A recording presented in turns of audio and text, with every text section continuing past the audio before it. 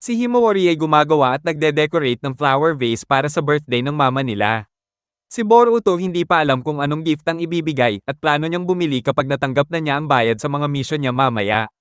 Sa Team 7, pinag-usapan nila ang biglaang pag-alis ni Konohamaru para sa isang urgent mission, kaya kailangan mag-mission ng mga genin nang wala siya. Si Sarada ang gustong pumalit bilang leader. Habang naglalakad si Boruto sa village, nakita niya ang isang babae na may dalang bouquet. At naisip na pwedeng pang-gift para sa mama niya. Nakita niya si Mag-ino na tumatakbo at ang habulin niya, nalaman niyang tinatakasan nito ang mga may-ari ng restaurant na pinangakautangan niya. Alam ng mga ito na payday ngayon, kaya inabot ni Mag-ino ang wallet niya, isang baryang naliligaw lang ang laman. Sabi ni Mag-ino binigay daw niya ang sahod niya sa isang batang may kapatid na may sakit. Si Boruto tuloy ang nagbayad ng utang ni Mag-ino at duda siyang mababayaran siya next month. Nagpahabol pa si Mag-ino ng yaya na ilibre siya ng pagkain hanggang maubos ang natitirang pera ni Boruto. Tinatanong ni Boruto kung bakit hindi siya humihingi ng pera kay Konohamaru bilang matagal na silang magkaibigan at natawa pa siya nang sabihing di daw ethical kahit tumatakbo siya para hindi magbayad ng utang. Nagulat si Boruto na ganito pala si Mag-ino dahil seryoso at maaasahan siya sa mga mission. Inaya siya ni Mag-ino sa apartment niya para humingi ng pabor. Pagdating nila, sobrang simple at halos walang gamit ang apartment. Sabi ni Mag-ino ayaw niya ng pakiramdam na may kailangan siya o takot siyang may mawala kaya gusto niyang mabuhay ng parang noong pinanganak siya, walang pag-aari. Maganda lang ang view ng Hokage Rock mula sa bintana at sinabi niyang iniidolo niya ang third Hokage na nag-alaga sa kanya nang mamatay ang magulang niya sa gyera. Nagtanong si Boruto tungkol dito. Noong bata pa siya, inutusan si Mag-ino na patayin ng Hokage habang bumibisita ito sa refugee camp. Gabi noon, nagdala si Mag-ino ng bulaklak at binuksan ang bintana. Habang naghahanap ng vase si Hiruzen, sinubukan siyang saksakin ni Mag-ino pero nasalo nito dahil alam na niyang assassin ang bata sa kilos pa lang. Napansin ni Hiruzen ang cursed seal na maaaring pumatay kay Mag-ino anumang oras. Hinayaan ni Hiruzen na masaksak siya para mag-relax ang mga handler ni Mag-ino at gumamit siya ng shadow clone para talunin ang mga ito. Naluha si Mag-ino habang humihingi ng tawad si Hiruzen sa paglikha ng mundong gumagamit ng mga bata bilang sandata. Binigyan niya si Mag-ino ng sulat na pipirmahan niya para tanggapin siya ng Konoha at sinabing sana raw makilala niya ang apo niya na kasing edad niya. Nang makarating si Mag-ino sa Konoha, patay na si Hiruzen pero naka-enroll siya sa academy. Sabi niya, pati si Konohamaru hindi alam ang kwentong ito. Napansin naman ni Boruto ang pagong ni Mag-ino at sabi ni Mag-ino na pilitan lang siyang bumili dahil sa isang manghuhula.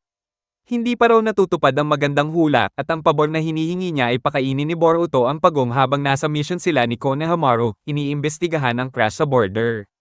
Humingi siya ng sorry dahil hindi makabili si Boruto ng gift para sa mama niya. Dumating ang batang tinulungan niya, nagpasalamat kasi nakabili siya ng gamot para sa kapatid niya at binigyan si Mag-ino ng basket ng mga bulaklak. Ibinigay ni Mag-ino ang bulaklak kay Boruto dahil mal-alanta lang habang wala siya. Binigyan niya rin ng susi ng apartment para mapakain ang pagong. Sinabi ni Boruto na bantayan niya si Konohamaru. Si Katesok naman ay may dalang bagong prosthetic hand para kay Naruto at excited malaman ang feedback. Pinag-usapan ni Naruto at Shikamaru kung bakit ganoon kumilo si Katesok at nagtataka sila kung sino ang naggenjutsu sa kanya. Plano ni Naruto subukan ng prosthetic habang nag-spar sila ni Boruto. Pag-uwi ni Boruto, ipinakita niya kay Himawari ang mga bulaklak at sabi niya madami ng bulaklak na pwedeng ilagay sa vase na ginawa ni Himawari para kay mama nila.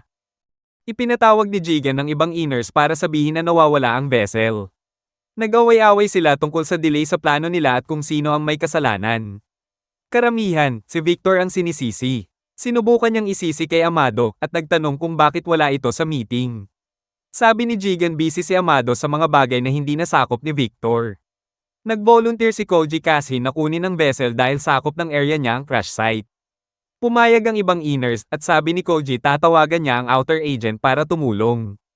Pagkatapos ng meeting, naisip ni Victor na siya na lang ang kukuha ng vessel at masaya siyang hindi pa nadidiskubre ang ninakaw niyang data. Nilate niya si Koji na biglang sumagot at ipinakitang nasa parehong kwarto lang pala siya mula pa kanina. Sumugod si Victor pero naunahan siya ni Koji. Pilit na sinasabi ni Victor na may nanggulo sa airship niya pero sinunog siya ni Koji ng todo hanggang talunin pati regeneration niya. Sinira rin ni Koji ang drone na may nakaw na data. Sinabi ni Amado kay Jigen ang lahat ng nalaman ni Deepa. Matapos niyang ibalik ang ulo at utak nito para makapag-report. Wala na itong silbi kaya pinadispose ni Jigen ang ulo. Nag-report si Koji na tapos na niya si Victor. Binigay naman ni Jigen ang eksaktong coordinates ng crash at inutusan siyang patayin ang kahit sinong nakakita sa airship. Papunta sina Konohamaru at Mag-ino sa crash site. Samantala, maraming genin ang nanood ng sparring ni Boruto at Naruto. Tinulungan ni Mitsuki si Boruto maghanda. Masaya si Boruto dahil tinupad ni Naruto ang pangako niya. At gusto niyang ipakita ang laki ng improvement niya. Kinumpirma ni Shikamaru na hindi pa sinasabi ni Naruto kay Boruto na may bago siyang prosthetic hand na eye test.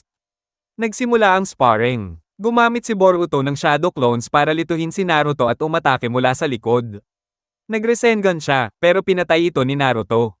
Gumamit si Boruto ng electrified shuriken para hindi makita ng tatay niya, kaya huli na nang makita ni Naruto ang sunod na Rasengan, pero pinatay niya ulit. Gustong mag-Rasengan clash ni Boruto, kaya nagpa-propel siya gamit ang shadow clones. Pero shadow clone lang pala ang may hawak ng Rasengan. Ang totoong Boruto, umatake mula malayo ng water release at lightning release combo. Gumawa si Naruto ng earth release wall para harangan ito. Sinuntok niya ang pader at inabsorb ang jutsu ni Boruto. Papunta si Boruto sa pader, pero sinipa siya ni Naruto mula sa likod, bagsak tuloy, tapos ang laban. Inamin ni Naruto na lumakas na talaga si Boruto. Pagkatapos, kinumpirma ni Naruto na scientific ninja weapon ang prosthetic hand niya, gawa ni Kitesuke base sa ability ni Momoshiki. Hindi nga lang ito kayang mag-release ng inabsorb na jutsu. Inasar siya ni Boruto dahil bawal daw sa kanya dati pero ginagamit pala ni Naruto. Dumating si Sasuke at sinabi ang pagkakaiba ay nasa tamang paggamit. Tinanong ni Sarada kung kailan siya bumalik at sabi ni Sasuke kara-rating lang mula sa pag-imbestiga sa Kara. Samantala, pumasok sina Konohamaru at Mag-ino sa bumagsak na airship at nakita nilang walang laman ang container. May kung anong papalapit mula sa labas ng airship. Nagduda si Konohamaru sa walang lamang container at kinopya ang data. Nakilala ni Mag-ino ang isa sa mga umatake sa kanila bilang tauhan ni Victor, tapos sinalakay siya ng isang automaton. Pinapatras niya si Konohamaru habang dumarami ang mga automaton. Sa Konoha, sinabi ni Sasuke na wala pa siyang nakukuhang matinong impormasyon tungkol sa Kara, ikinagulat ng lahat. Pinag-usapan nila na malamang nasa ilalim ng lupa ang HQ ng Kara at nakonektado rin sila sa seal sa kamay ni Boruto. Dumating si Kitesuke, at lalo lang nainis si Boruto tungkol sa scientific ninja tools. Pinagtibay ni Naruto ang kahalagahan ni Kitesuke bilang suporta para sa Hokage at inutusan ng Team 7 na i-escort si Kitesuke at ang prosthetic papunta sa ibang lab. Lumayo si Boruto at hiniling ni Naruto kina Sarada at Mitsuki na alalayan ang seal ni Boruto. Kahit may pangamba si Shikamaru, tiwala si Sasuke na sasama rin si Boruto sa mission. Naiintindihan ni Sarada ang inis ni Boruto sa mga tol pero gusto niyang patunayan na deserving sila ng direct mission mula sa Hokage. Sabi ni Mitsuki, kahit lagi siyang sumasabay sa desisyon ni Boruto, sasama siya sa mission kahit hindi si Boruto. Hindi lang ito basta tool, kamay ito ni Naruto, at gamit ito para protektahan ang village. At ngayong gumagalaw na ang Kara, hindi niya kayang iwan si Sarada sa panganib mag-isa. Napaniwala nito si Boruto, gaya ng inaasahan ni Mitsuki. Sa loob ng hideout, inaasikaso ni Amado ang katawan ni Jigen. Nababahala pa rin si Jigen tungkol sa tunay na traitor. Nagtaka si Amado, kaya ipinaliwanag ni Jigen na kahit sinubukan ni Victor nakawin ang vessel. Ibang tao ang nagpabagsak ng airship. Pain lang ang plano para lumabas ang tunay na traidor. Alam ni Jigen na hindi si Victor ang gumalaw ng vessel, naramdaman niya ito sa kama bago bumagsak ang ship. Matagal na siyang kinakabahan na may mangyayari sa vessel. Naiintindihan ni Amado na utos iyon para imbestigahan ang ibang inners at inamin niyang magiging sakit ng ulo ito. Sumakay ang Team 7 at si Kitesuke sa Thunder Train at nakita nila si Ao. Pinakilala siya ni Kitesuke bilang pasyente niya pero hindi nila maalala kung kailan huli silang nagkita. Napansin ni Sarada kung gaano kaingat ni Boruto sa pagdala ng prosthetic pero sinabi ni Boruto na ayaw pa rin niya sa scientific ninja tools. Sabi ni Sarada, pati games at computer na gusto niya ay gawa rin ng science. Dinagdag ni Kitesuke na kahit ninja tools ang base nila, karamihan ng tech na pupunta sa normal na buhay ng tao. Inalok ni Kitesuke na ayusin ang pulso ng prosthetic arm ni Ao. Sabi ni Ao, sanay pa rin ang katawan niya sa dating buhay shinobi. Nagulat si Boruto na dati palang ninja si Ao at tinanong ni Mitsuki kung taga saan siya. Sagot ni Ao, taga Kiri siya at nagulat din siyang nakapunta na si Boruto doon.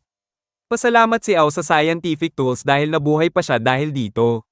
Nang medyo deadma pa rin si Boruto, kinuha ni Ao ang screwdriver at muntik siyang tusukin, para ay pakitang hindi masama o mabuti ang tools, depende sa gumagamit. Pagbaba nila sa istasyon, naglakad na ang Team 7 at Kitesok. Sa upuan sa likod, kinausap ni Koji Kashin si Ao.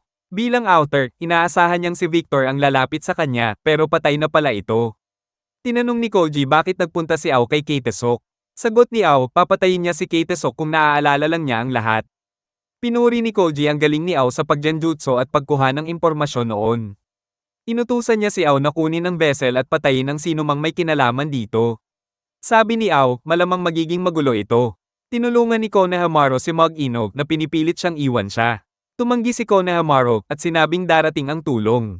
Iniwanan ni Koji si Ao ng kahon ng intel at sandata kahit tingin niya hindi na niya ito kakailanganin. Napansin ni Sarada na mas positibo ang mood ni Boruto at sinabi niyang dahil yun kay Ao na gusto niyang makausap ulit. Si Ao naman ay nag-iisip kung makikipaglaban siyang muli pagkatapos ng 16 na taon. Si Delta ay tinawag ni Code na chill lang naghihintay mag-isa. Nag-asaran muna sila tungkol sa pagkuha ng vessel bago dumating si Amado. Sinabi ni Amado sa kanila ang tungkol sa pagtataksil at pagkamatay ni Victor. Dumating si Kitesok at Team 7 sa research facility na pinamumunuan ng isa sa mga junior niya. Nakita nila si No tumatakbo kung saan-saan pero napahinto siya ni Akita Inuzuka gamit ang shadow imitation technique sa pamamagitan ng Shinobi Gauntlet. Nagulat ang Team 7 na nandoon si No at Sumir. Pinaliwanag ni Sumir na nag-aaral siya kung paano makisama kay No bilang parte ng research team. Excited si Akita na gamitin ang bagong prototype ni Kitesok. Kahit tuwang-tuwa sila at kahit si Kitesok ay tuwang-tuwa rin, hindi pa rin kumbinsido si Boruto sa gamit ng scientific ninja tools. Kasama sa mission nila ang pag-test ng iba pang tools at may mga tools na nag-enjoy pa si Boruto gamitin. Habang nilalagyan ng gamot ang sugat ni Boruto na nakuha niya sa pag-test ng tools, sinabi ni Sumir na gusto niyang gumawa ng tool para hindi magwala si No. Para makatulong siya sa village. Sinabi rin niya na lilipat na siya pabalik ng Konoha para maging assistant ni Kitesok. Napansin ni Boruto ang plaque kung saan nakasulat ang paniniwala ni Kitesok na ang science ay dapat pampatulong sa iba. Nakipag-bonding si Chamaro, ninken ni Akita, kay Boruto, at nakita ni Boruto na may prosthetic leg si Chamaro. Pinaliwanag ni Akita na naging assistant siya ni Kitesok dahil tinulungan nito ang ninken niya. Ipinakita ni Kitesok kay Boruto ang prototype chakra blade. Pero mabilis itong nakakakapagod dahil malakas kumain ng chakra. Umamin si Boruto na may silbi talaga ang tool sa pagsuporta sa village. Tumawag si Naruto kay Boruto. Sa HQ ng Kara, ginagawa ni Amado ang maintenance kina Delta at Code habang tuloy sila sa Asaran. Pinag-usapan nila kung baka ninakaw ni Boro ang vessel bago ito mag-check-in. Sinabi ni Naruto kay Boruto na nawalan sila ng kontak kina Konohamaru at Mag-Ino, kaya pina-check niya sa Team 7 dahil sila ang pinakamalapit. Nag-aalala si Naruto dahil kahit Johnny ng dalawa, hindi sila makontak. Iniisip niyang baka may kinalaman ng Kara. Parehong nag-aalala sina Sai at Shikamaru. Ipinakita ni Amado kay Jigen ng scans ng ibang inners para malaman kung sino ang traidor. Pinapanood sila ni Code ng palihim.